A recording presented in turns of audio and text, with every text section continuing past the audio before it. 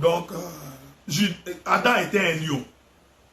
Donc, Dieu a donné à Adam les commandements, la direction. Vous comprenez pourquoi nous disons que les ministres, un ministre doit avoir le don de gouverner. Vous comprenez? De commander, de montrer la direction. Donc, le premier pied, donc le premier lépreux qui a commencé la marche, nous disons que c'est les lions. Nous disons que c'est Judas. Parce que c'est ça la puissance de l'Éternel. Voyez-vous? Bon, puisque vous êtes trop têtus. Non, vous n'êtes pas têtus. Vous êtes les amoureux de la parole. Mais puisque vous êtes comme les véritables juifs qui ne croient pas sans écriture, souffrez donc que je vous donne l'écriture. La Bible dit ceci.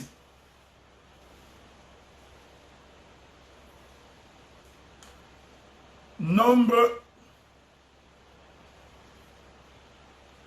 chapitre 2. Je rentre dans les campements. Nombre chapitre 2. Je vais donc, si vous souffrez avec moi, commencer par le premier verset. Je vais lire très vite.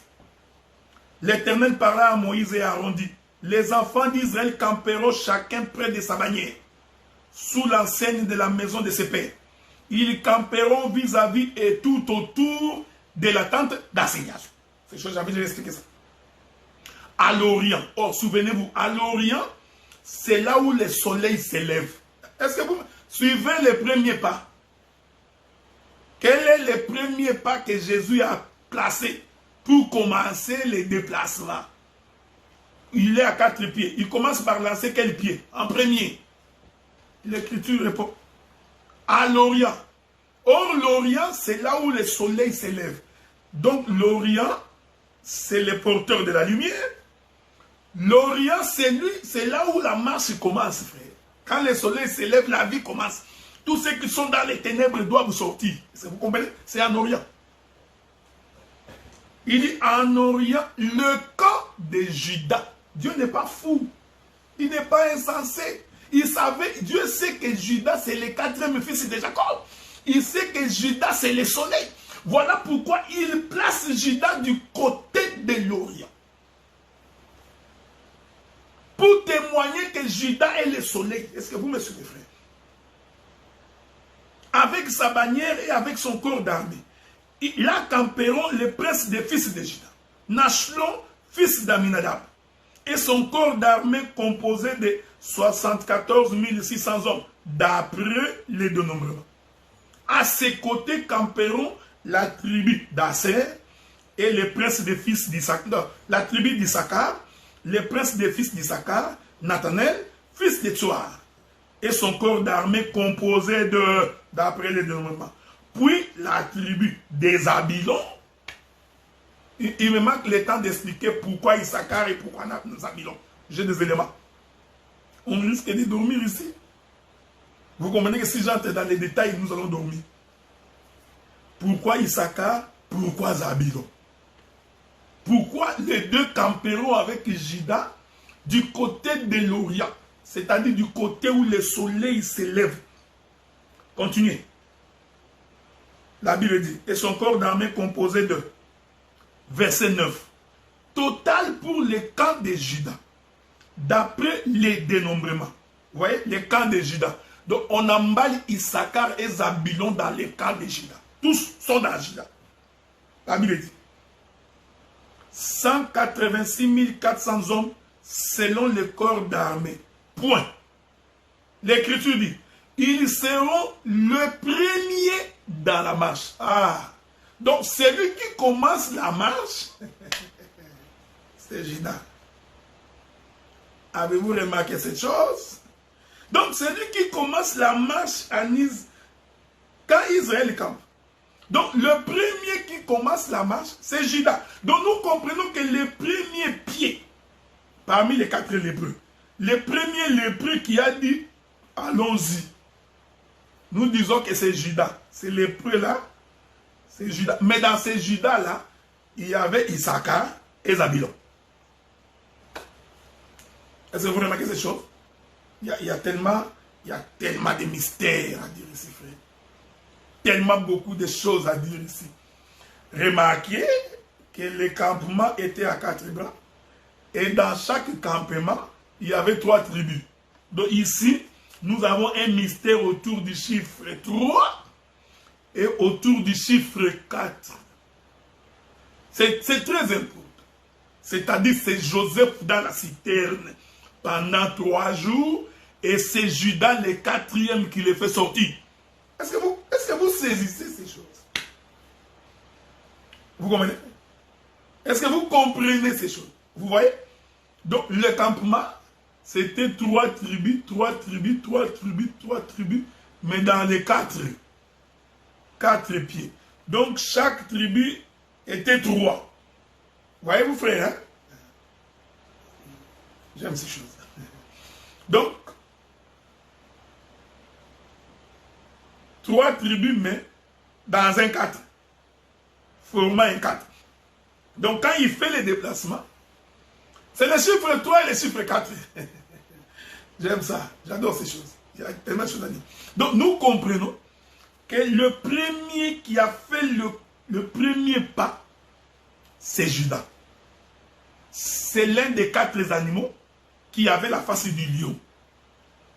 Et cette face était du côté droit. J'ai expliqué, c'est parce que c'est l'image de la puissance. Est-ce que vous remarquez cette chose?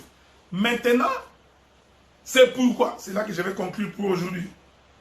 Ok? Parce que j'ai d'autres programmes à faire. Concluons par deux témoins de la Bible. Ok? Je ne sais pas si je vous trouverai cette écriture-là. Mais espérons que je trouverai cette écriture. Souffrez, hein? Avec les témoins des Écritures, nous allons avancer très très bien. Nous prenons Genèse chapitre 2. Genèse chapitre 2. J'explique toujours les premiers pieds. La Bible dit ceci. Le verset 8. Puis l'Éternel Dieu planta un jardin en Éden, du côté de l'Orient. Il y mit l'homme qu'il avait formé. L'Éternel Dieu fit pousser des sols des arbres de toute espèce, agréables à voir et bons à manger. L'arbre de vie au milieu du jardin et l'arbre de la connaissance du bien et du mal. Un fleuve sortait d'Éden pour arroser le jardin. Le fleuve marchait. Ok? Parce que le fleuve a pour mission d'arroser le jardin. La Bible dit, un fleuve sortait d'Éden, hein, c'est ce que la Bible dit, voilà, pour arroser le jardin. Nous disons que ce fleuve est une pluie.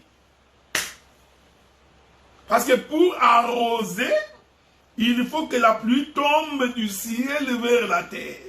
Donc quand l'Écriture dit qu'un fleuve sortait, faites attention. Il faut faire très très attention. Sortir ici, ce n'est pas Maïndombe. Ce n'est pas le fleuve Ubangi. Il faut faire attention. Oh, l'embouchure du fleuve Congo, ça sortait. Non, non, non, non, non. Quand Dieu dit sortir ici, c'est fleuve ici, en réalité, c'est une pluie qui tombe du ciel. Donc, ces fleuves sortaient d'en haut. Je parle au fils des prophètes. Ici, je vous avais dit qu'il va souffler un vent impétueux. Vous voyez? Parce que pour qu'il y ait arrosage, il faut que la pluie tombe du ciel vers la terre. C'est un déplacement de la pluie. N'oubliez pas ce que je vous ai dit, que les 4 lépreux qui se déplacent, c'est Jésus qui fait un déplacement. Donc c'est une pluie qui se déplace. J'aime ça, j'adore ça. Avez-vous remarqué? Donc, un fleuve sortait d'Éden pour arroser le jardin. Sortir d'Éden ici, nous disons que c'est le ciel. Parce que la pluie ne peut tomber que du ciel vers la terre. Maintenant, l'Écriture dit, quand cette pluie s'est déplacée, voyez-vous, quand cette pluie venait pour arroser, la Bible dit, il se divisa en 4 bras. Je vais dire, c'est pas moi. Ne prenez pas de pierres pour me lapider. Vous voyez, frère, la Bible dit, un fleuve sortait d'Éden pour arroser les jardins. Et de là, il s'est divisé en 4 bras. Voyez-vous, frère. Ah, j'aime ces choses, frère. Donc, le fleuve qui est une pluie, voyez-vous, qui est l'image de Dieu lui-même, de l'éternel Dieu. Donc, quand ils sont en son temps, ils se divisent en 4 bras. C'est ça le campement d'Israël. J'aime ça. Vous voyez, frère, c'est ça la nuée. Est-ce que vous nous comprenez, mes frères? Mais si vous ne comprenez pas ces choses, c'est que vous êtes destinés pour l'enfer. Attendez. Attendez, parce que des fois, quand nous parlons comme ça, tu risques de dire que c'est par nous-mêmes que nous disons ces choses. Je voudrais aller voir. Je n'ai pas l'écriture en tête, mais je crois que je vais devoir consulter mon frère Job. Qu'est-ce que Job dit? Job dit ceci. Je suis dans le livre de Job, dans le chapitre 36. Job 36. Le verset 29. La Bible dit, qui comprendra? Ce n'est pas moi, frère. Ce n'est pas moi. Qui comprendra le déchirement de la nuée et le fracas de sa tente? Hein? Donc, Job explique que la nuée peut se fracasser. Nous disons, c'est ça le fleuve qui se subdivise en 4 bras. Oh, qu'est-ce que c'est la nuée? Mais la nuée est une pluie. Est-ce qu'il y a une écriture qui me soutient là? Je crois que c'est le livre des rois. Je ne sais pas si je trouverai cette écriture-là. Souffrez très très vite. Il y a une écriture où le frère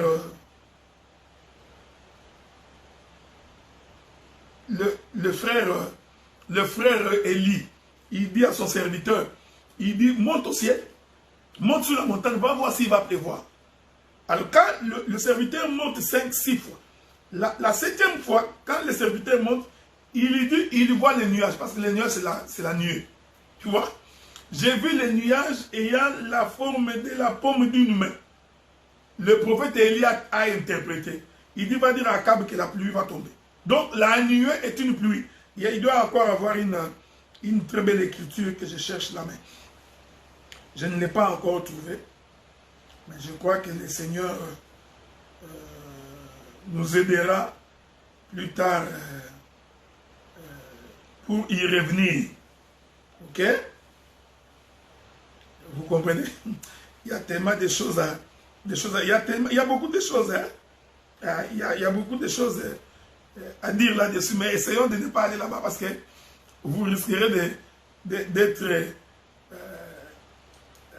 nourri à gogo. Vous risquerez d'être nourri à gogo. Donc, la nuée est une pluie. Ça, c'est, si vous lisez Job chapitre 36, vous descendez, vous verrez ça. Il dit qui appelle les nuages au rassemblement et qui ouvre les outres des cieux pour que la pluie tombe. Donc, nous comprenons que la nuée est une pluie.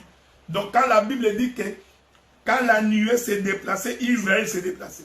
Quand la nuée s'arrêtait, Israël s'arrêtait. Mon bien-aimé Guy Giston, que le Seigneur te bénisse. Okay? C'est 1 Roi chapitre 18, verset 44. Vous pouvez lire. Ok?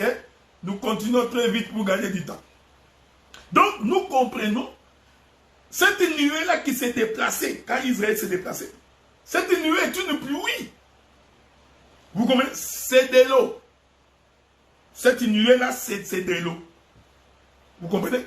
Donc, quand nous voyons les déplacements d'Israël, en réalité, c'est le déplacement de la nuée. La nuée, c'est une composition d'eau. Ici, les géographes, les climatologues ne peuvent pas me contredire. Parce que j'ai l'appui des Écritures. Donc, c'est de l'eau. Donc, quand la Bible dit qu'un fleuve sortait d'Éden, ces fleuves-là, c'est une nuée.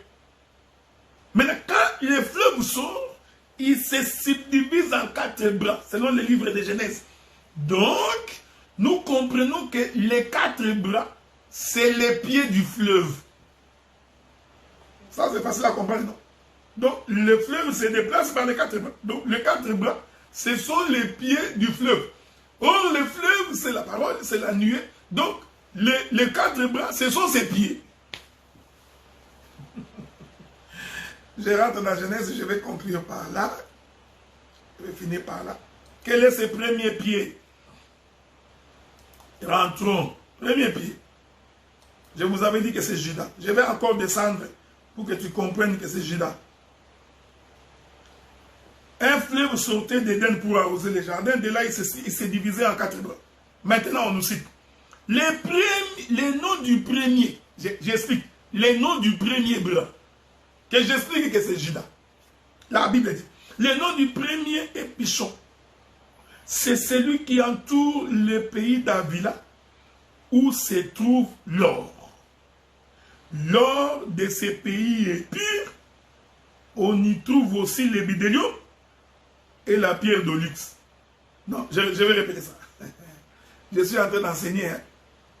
Ici, si tu es habitué à écouter, Jésus est bon. Jésus va te sauver. Il va guérir de ta maladie. Il va te délivrer. Tu ne peux pas écouter ça aujourd'hui. Okay.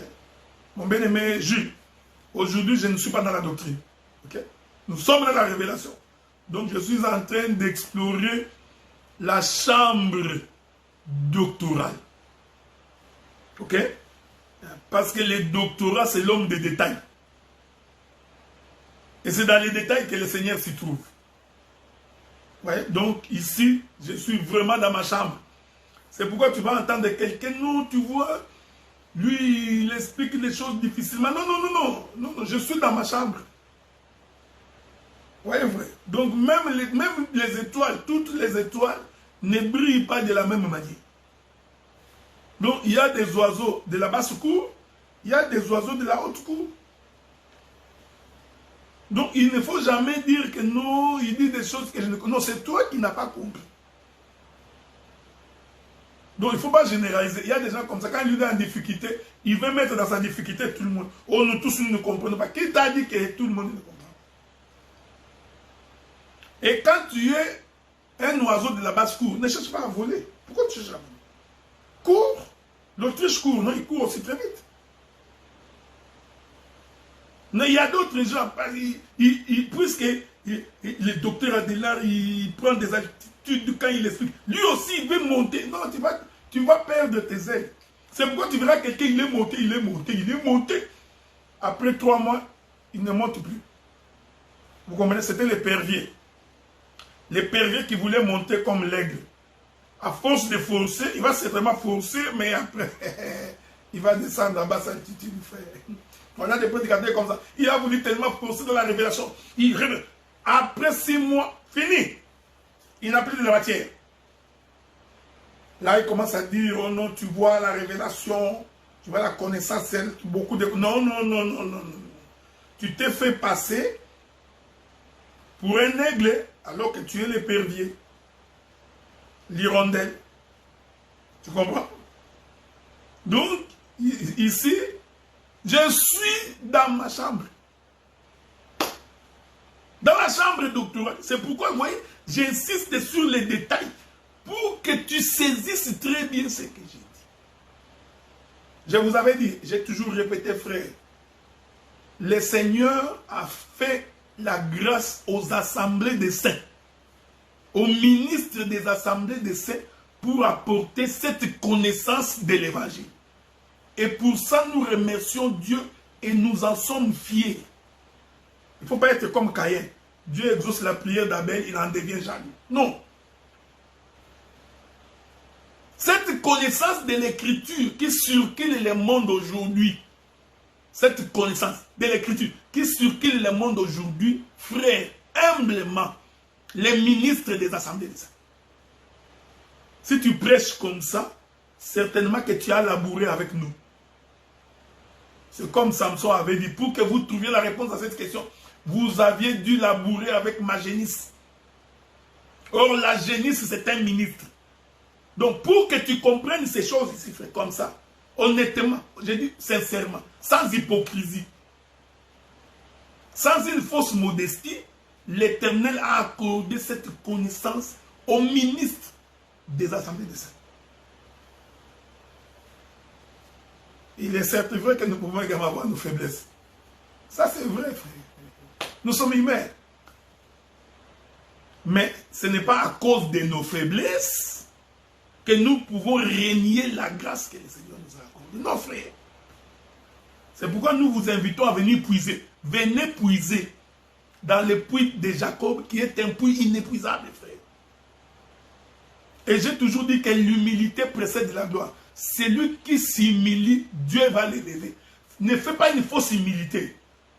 Reconnais, tu dis non, le Seigneur est bon. Nous avons des bons prédicateurs, des bons.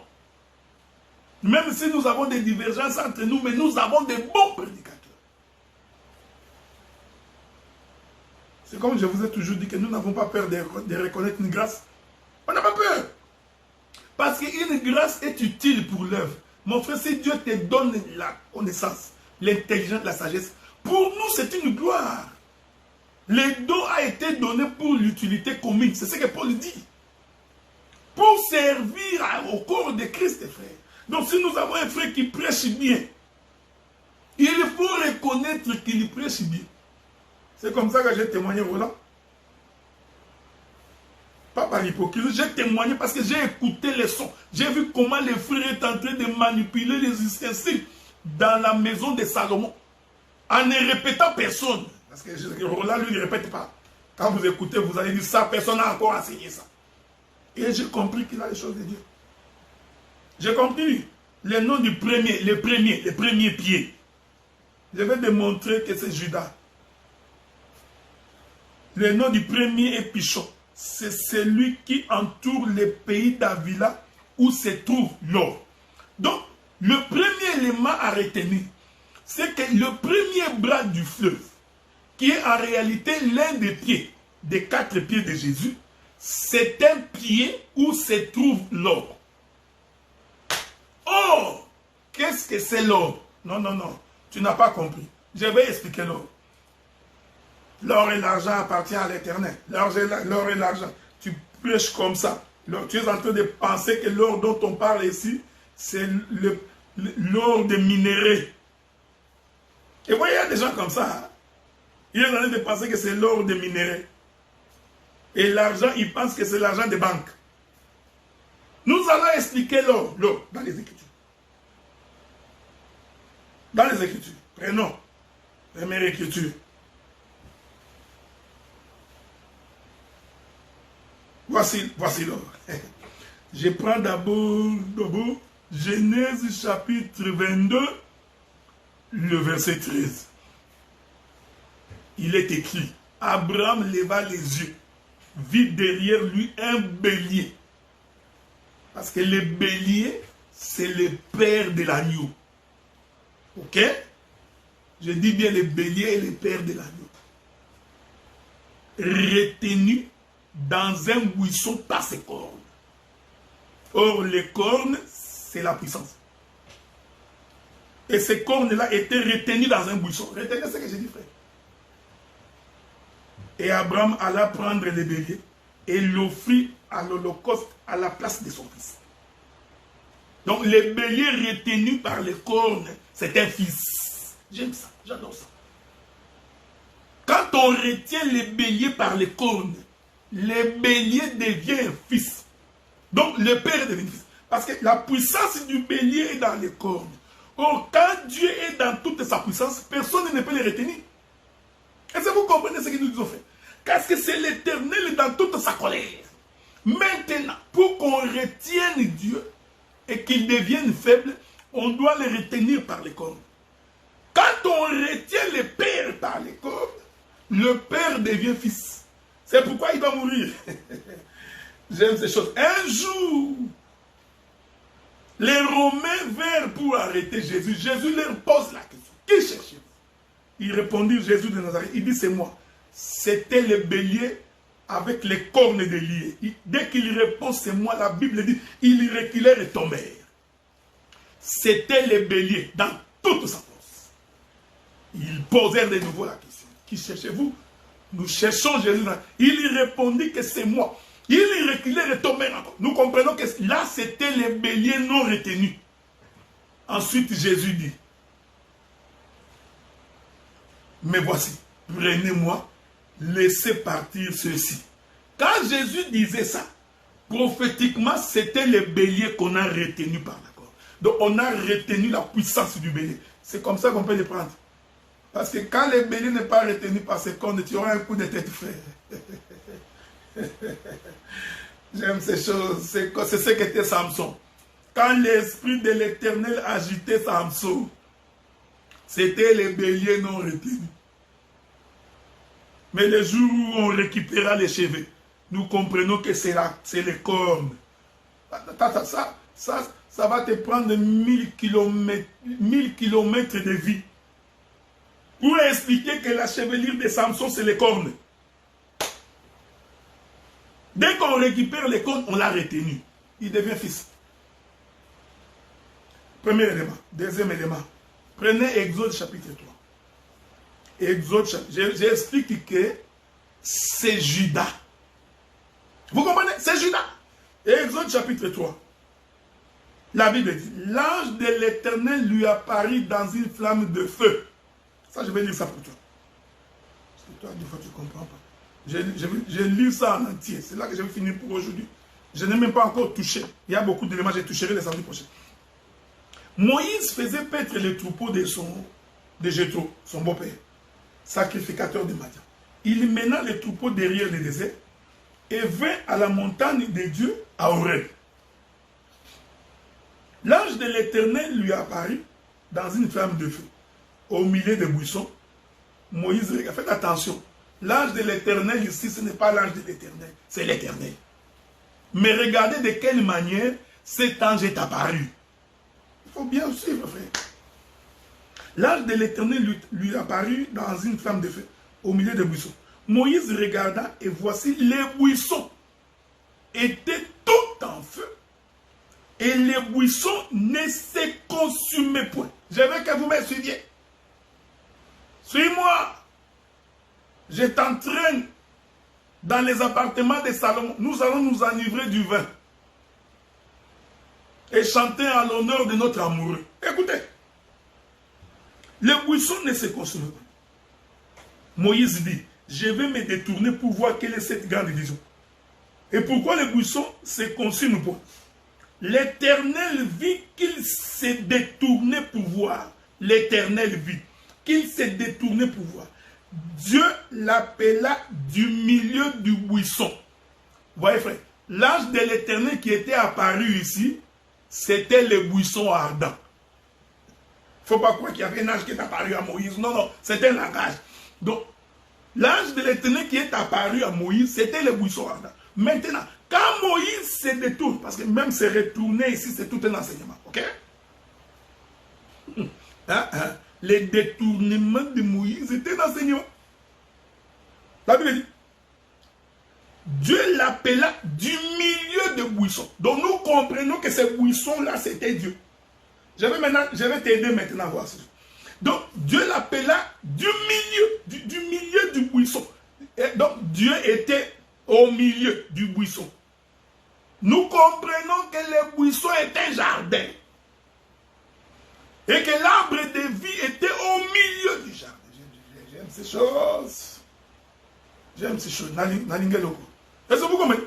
Donc, ces buissons-là, frère, c'est tout un corps.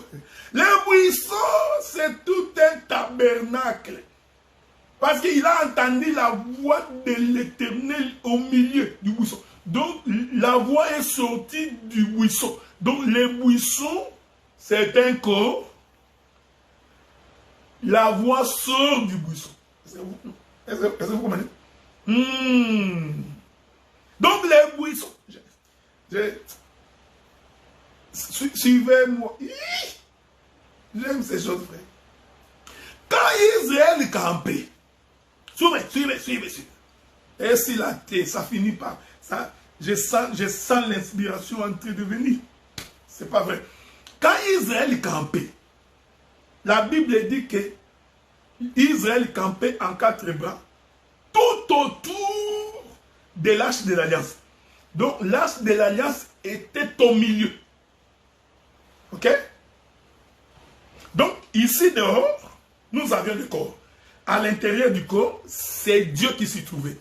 Donc les corps, les 4 coins, les 4 bras, les 4 pieds là, constituent les buissons. Je vais dire pourquoi c'est un buisson ardent qui ne se consume pas. Je vais dire ça. Parce que les buissons ardents n'ont pas la couleur verte. Parce que toi, tu es en train de voir un buisson. J'ai même entendu quelqu'un qui dit un arbre, ce n'est pas un arbre, c'est un buisson. Un buisson, c'est un ensemble, un assemblage de feuilles. Vous voyez, hein, frère? Donc, non, l'arbre ne se consume pas. Non. Ça, c'est mal comprendre l'écriture. C'est très mal comprendre l'écriture. Le buisson, c'est un ensemble de feuilles. Plusieurs feuilles. J'aime ces choses. J'adore ça. Quand je reçois la révélation comme ça, c'est terrible. C'est l'ensemble des feuilles. Hein? Maintenant, à l'intérieur, c'est là que la voix est sortie. Mais ces feuilles-là, à la différence des feuilles que tu vois dans la forêt, à la différence des buissons naturels, ces buissons-là étaient tout en feu. Oh, la couleur du feu, c'est la couleur du soleil. Avez-vous remarqué? C'est la couleur de Juda. J'aime ces choses. Vous remarquez? C'est la couleur de Juda. Oh, la couleur du feu, c'est la couleur d'or. Voilà. Le premier s'appelait Pichon. C'est le pays d'or. Hein? Le pays d'Avila où se trouve l'or. Or, l'or, c'est la royauté. L'or, c'est le soleil. L'or, c'est les buissons ardents. Donc, c'est le chiffre 4. Est-ce que vous comprenez ce que nous disons? Donc, c'est Juda. C'est lui qui commence les... Il est clair. Bon, que le Seigneur vous bénisse parce que je risque de ne pas finir. Je m'étais décidé de ne pas aller, mais la matière, j'ai comme l'impression que ça finit jamais. C'est l'impression que j'ai, ça finit jamais, mais je risque de parler pendant 2 heures, 3 heures. Je pourrais probablement revenir le samedi prochain. Donc, vous comprenez? Oh, non, il faut que je finisse ça. Laissez-moi finir cette petite pensée. La petite pensée. Exode chapitre 3. Regardez le verset 7. C'est là que je vais finir. Écoutez ce que Dieu dit. L'Éternel dit: j'ai vu la souffrance de mon peuple qui est en Égypte. J'ai entendu les cris qui lui font pousser ses oppresseurs, car je connais ses douleurs. Regardez-moi le verset 8. Je suis descendu. Ah, est-ce que vous voyez?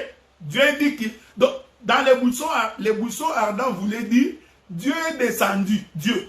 Donc, les buissons ardents, c'était Dieu sur la terre.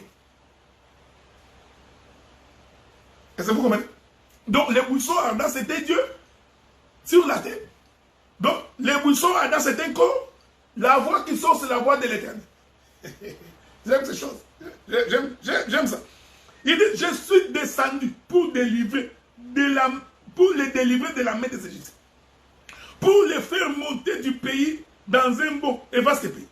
Dans un pays où coulent les miens, dans les lieux qu'habitent les Cananéens, les Hérésiens, les Amoréens, les Phérésiens, les Éviens et les Jébusiens.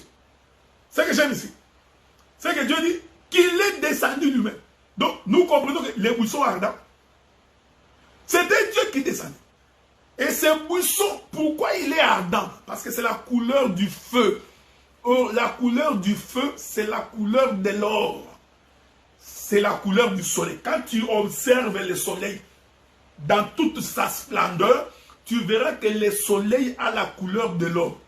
Donc, la couleur d'or, c'est Juda. C'est la royauté. Ici, nous comprenons, les buissons ardents, c'était le chiffre 4. Pourquoi je l'ai dit? Mais parce que Dieu avait dit à Abraham que je descendrai à la 4e génération. Donc, ces buissons ici, c'est un buisson qui respecte la prophétie. Comme Dieu avait dit, c'est à la 4e génération que je descendrai.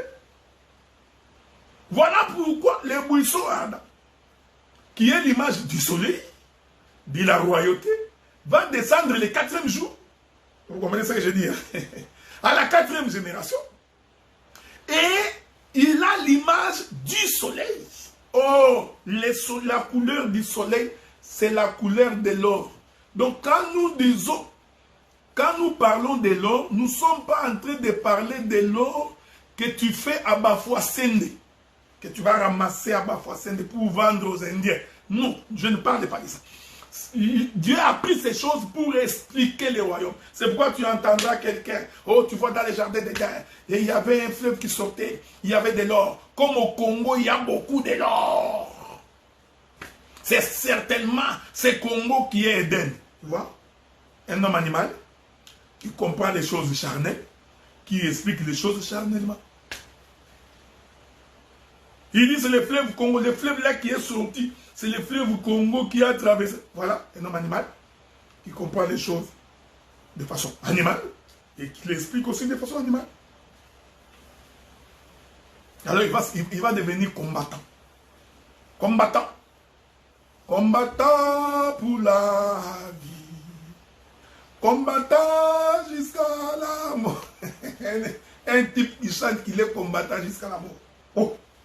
Vraiment, il y a des gens qui vont mourir jusqu'à la mort. Non! Parce qu'il a été endoctriné. Il ne comprend pas les mystères du royaume. Bon, je vais finir ici. Est-ce que vous comprenez? Je n'ai pas fini, hein? Vous comprenez que les premiers pieds, c'était Judas. Je reviendrai parce que je n'ai pas fini les premiers pieds. J'ai encore des choses à dire sur les premiers pieds. Et les premiers pieds, nous disons, c'est la face du lion. Et cette face du lion est à droite. Et c'est toujours Judas qui commençait la marche. Voilà pourquoi nous disons, sans Judas, il n'y a pas la délivrance du peuple. C'est Judas qui ordonne, frère. Judas,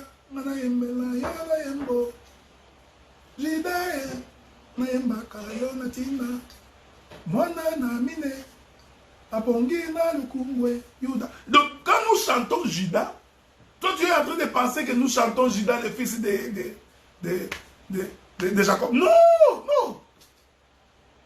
Nous chantons celui qui commence la délivrance. Je vais revenir. Pourquoi Israël est sorti en Égypte au mois de Nissan, qui est le 4e mois? Tout s'explique dans les Écritures, frère. Ça s'explique. Pourquoi est-il sorti au mois de Nissan, qui est le mois de la récolte? Que la paix du Seigneur soit avec vous. Et que Dieu vous garde et qu'il vous protège. Nous allons nous retrouver le samedi prochain. Je m'excuse d'avoir été très long. Mais comme ça ne faisait que couler, donc je n'avais pas le choix que de continuer, ok? Que le Seigneur vous bénisse. On va écouter mon bien-aimé Longo. Et ensuite, on va finir pour aujourd'hui. Moto azala likaba nzambe babonisaka ye te ye baboya kosimba moto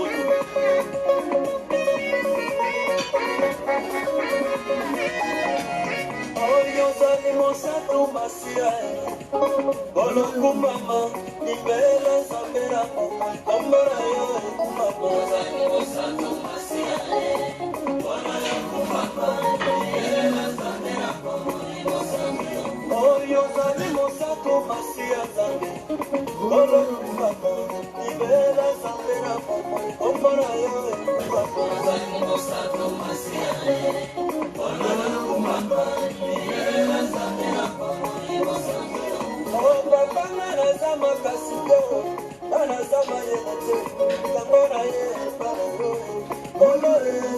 So,